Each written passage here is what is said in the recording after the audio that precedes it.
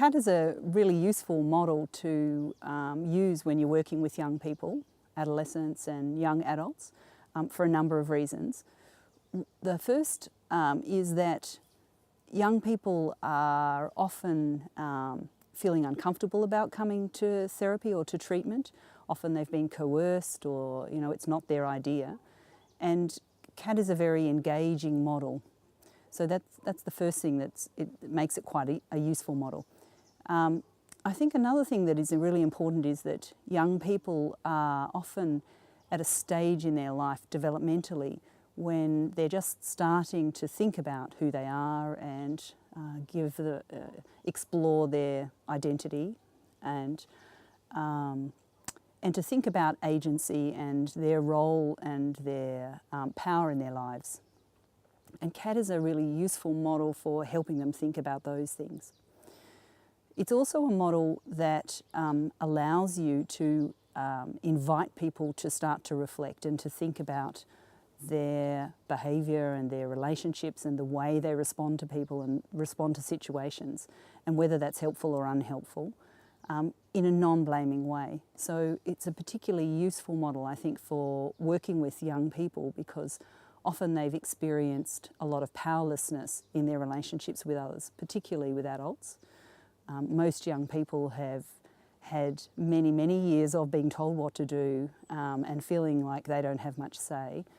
And CAT invites people into a collaborative relationship, which is often for young people the first time that they've really engaged in collaboration in an equal kind of relationship with an adult.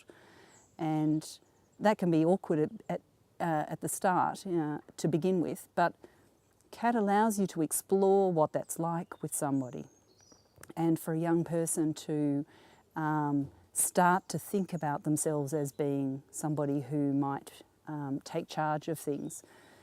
And for young people, often just even having that conversation can be really the first time they've started to think that they might have some power in their lives or some sense of agency. Often young people can't imagine that a situation with others could be any different.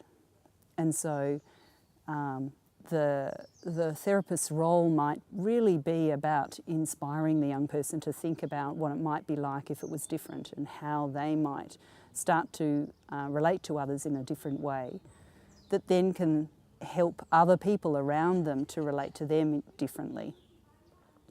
So I think that's one of the exciting things that you can do with young people. I think there are quite a number of challenges in working with young people using any kind of therapy. One particular one that comes to mind is that young people are often living with the people that they've developed early relationships with, sometimes quite problematic sort of relationships. And CAT can help you explain why people might be engaging in difficult sorts of relationships or difficult behaviours, or may have developed difficult relationship patterns, but in a non-blaming way. So you can engage parents, carers, friends, others into the therapy with young people, in a way that empowers those people as well to have much more say and to take a much more active part in constructing patterns that are more helpful. So I think they're just some of the ways that I think CAT is helpful for working with young people. It's a particularly sort of flexible model, and that allows you to adapt your work to young people who are more verbally able or more intellectually capable, or who perhaps aren't very intellectually able. So you can you can use CAT to work with people who are illiterate or very non-verbal by working in other sorts of ways.